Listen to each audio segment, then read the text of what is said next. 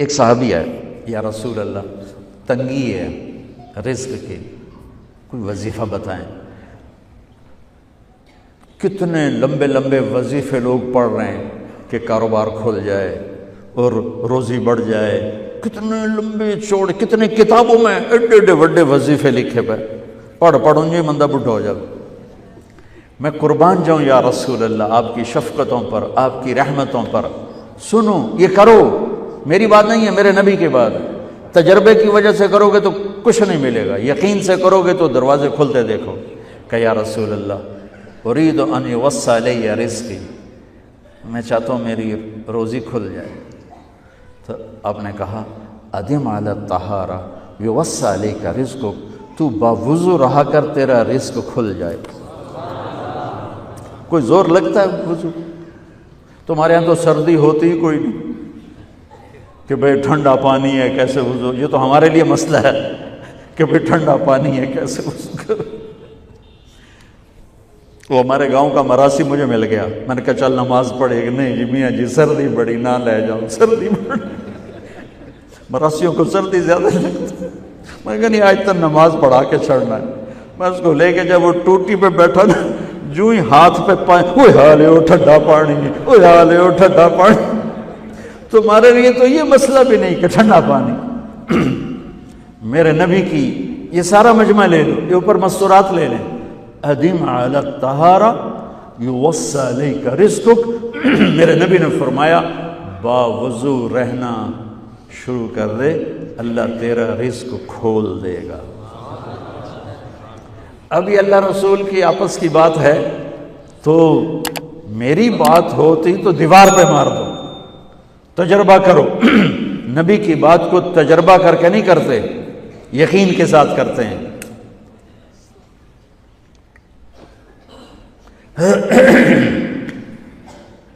ادم علی الطہارہ یوسع علیک رزقک، باوضو رہا کر۔ اچھا باوضو رہنے کے اور فائدے، اللہ پیار کرتا ہے، شیطان ڈرتا ہے، اور وضو ہوگا تو نماز آپ ہی پڑھی جائے گی، چلو یار وضو ہے 4 فرض ہی پڑھ لو گی۔ ایک دفعہ شیطان آیا ہمارے نبی سے ملنے، تو آپ نے اس سے پوچھا تیرے دشمن کتنے؟ کہنے لگا 15۔ آپ نے فرمایا کون کون ہے؟ کہنے لگا پہلے تو تھوڑا ہی نمبر ہے، پہلا نمبر تو تھوڑے نال میرا لگو ہے۔ پھر کہنے لگا وہ مسلمان جو 24 گھنٹے باوضو رہتا ہے وہ میرا بڑا دشمن ہے۔ جو باوضو رہتا ہے اور باوضو سوتا ہے، ایک فرشتہ اس کے لیے بندگی کا ثواب لکھتا رہتا ہے۔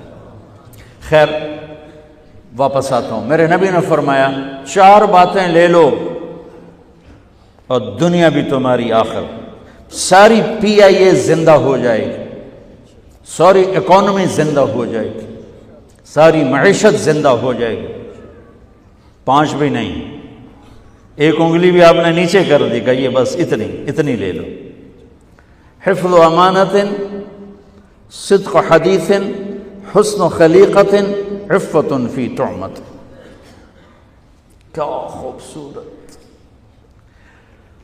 ساری زندگی کسی کو دھوکہ نہ دینا، دیانت داری۔ میرے ملک کے ادارے کیوں ڈوب گئے؟ دیانت نکل گئی، کھوٹ آ گئی، دھوکہ آ گیا۔ میرے نبی نے کہا حفظ امانت، کبھی امانت میں خیانت نہ کرنا، صدق حدیث، کبھی جھوٹ نہ بولنا، ہمیشہ سچ بولنا۔ میرے نبی نے فرمایا میرا امتی ہر گناہ کر سکتا ہے، 2 نہیں کر سکتا، ایک جھوٹ کبھی نہیں بولے گا، ایک دھوکہ کبھی نہیں دے گا۔ میرے نبی کی 2 صفتیں ہائی لائٹ ہوئیں، صادق اور بولو کیا ہیں؟ کوئی اور بھی تو ہو سکتی تھی، جس سے مشہور کیا، قاب قوسین بھی تو ہے، اور ادنا بھی تو ہے، واللیل بھی تو ہے سیاہ زلفوں والا، والضحیٰ بھی تو ہے روشن چہرے والا۔ کس سے مشہور کیا؟ صادق امین۔ اگر آپ مجھ سے سوال کرو، میں ممبر رسول پہ بیٹھا ہوں کہ مولانا صاحب سارے دین کو 2 لفظوں میں بتاؤ، ساری شریعت کو، تو میرے پاس دو لفظ ہیں، سچائی اور امانت داری۔ آپ مجھ سے سوال کرو مولانا صاحب ساری دنیا کے کفر کو بتاؤ، تو میرے پاس دو لفظ ہیں، جھوٹ اور دھوکے بازی۔ جھوٹ اور خیانت، پوری دنیا کا کفر ان کے اندر چھپا ہوا ہے۔ سچائی اور دیانتداری، پوری دنیا کا اسلام اس کے اندر چھپا ہوا ہے۔ دیانت اور سچائی یہ بیج کی طرح ہے، اور پورا اسلام پھر باغ بن کے پھلتا پھولتا ہے۔ جھوٹ اور دھوکہ یہ بھی بیج کی طرح ہے، پھر اس سے کفر کا جنگل کانٹوں بھرا جنم لیتا ہے۔ میرے معاشرے سے جھوٹ نکل جائے، دھوکہ نکل جائے، یہ پاکستان جنت کا ٹکڑا ہے۔ اور یہ حکومت کے بس کا نہیں ہے کہ وہ سب کو سچ بلوائے، یہ مجھے کرنا ہے، یہ مجھے کرنا ہے، میں نے اور آپ نے اس کو شروع کرنا ہے۔ حضرت جریر بن عبداللہ یہ یمن کے شہزادے تھے، آخری حج پہ مسلمان ہوئے۔ اپنے نوکر سے فرمایا گھوڑا خرید کے لا، میں پیسے یہاں پیمنٹ کروں گا۔ وہ منڈی میں گیا، 300 روپے کا گھوڑا لے کر آیا۔ جب انہوں نے گھوڑوں کو دیکھا تو وہ قیمتی تھا، مالک کو پتہ نہیں تھا، اور یہ گھوڑوں کی نسل کے پہچاننے والے اس سے کہنے لگے تیرے گھوڑے کے 400 کر دوں؟ کر دو۔ بڑا حیران ہو کے دیکھنے لگا، بھائی ہے کہ آپ تو مجھے چیز خریدنی ہے تو میں گھٹاتا ہوں، اور اجمل نے بیچنی ہے تو یہ اس کی قیمت بڑھاتا ہے، اور یہاں خریدار کہہ رہا ہے 400 کر دوں؟ وہ کہنے لگے کر دو۔ کہ 500 کر دوں؟ کہنے لگا کر دو۔ کہ 600 کر دوں؟ وہ تھوڑا تھوڑا گھبرانے لگا، بھائی یہ چکر کی ہے۔ 700 کر دوں؟ 800 کر دوں؟ وہ کہنے لگا حضور تسی لینا تو لو، پر میرا مذاق تھا نا، تسی اٹھو، کدی لین والے بھی پیسے بتائے، تسی میں نے 300 دے میں جاواں۔ کہنے لگے اس کو 800 دے دو اور گھوڑا باندھ دو۔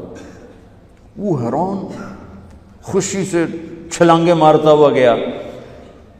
تو جب وہ چلا گیا تو نوکر نے پوچھا میں جب 300 میں سودا کر کے آیا تھا تو 500 کس خوشی میں بڑھائے؟ فرمایا میرے بھائی اس کے گھوڑے کی قیمت 800 تھی، 300 نہیں تھی، اور میں نے نبی کے ہاتھوں میں ہاتھ دے کے یہ وعدہ کیا تھا زندگی بھر کسی کو دھوکہ نہیں دوں گا، سب کی خیر خواہی چاہوں۔ تو بھائیو میرے اداروں میں کس ٹیلنٹ کی کمی نہیں، صلاحیتوں کی کمی نہیں، دیانت کی کمی ہے، قوت عمل کی کمی نہیں، سچائی کی کمی ہے۔ حجاج بن یوسف ایک ظالم گورنر گزرا ہے، اس کے خلاف بغاوت ہوئی، وہ ناکام ہو گئی۔ تو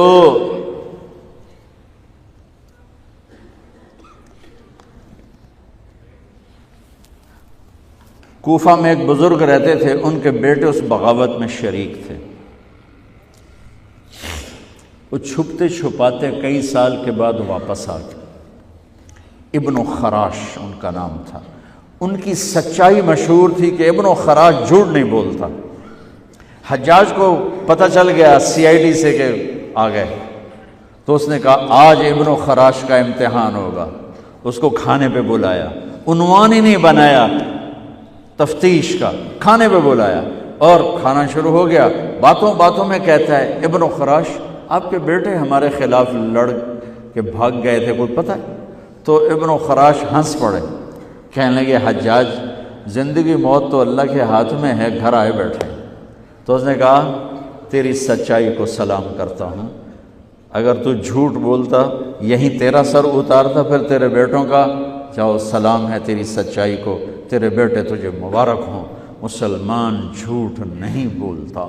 میرے نبی سے پوچھا گیا یا رسول اللہ کیا مسلمان بزدل ہو سکتا؟ کہا کیا مسلمان بخیل ہو سکتا؟ آپ نے کہا۔ پھر پوچھا گیا جھوٹ بول سکتا؟ کہا نہیں، جھوٹ نہیں بول سکتا۔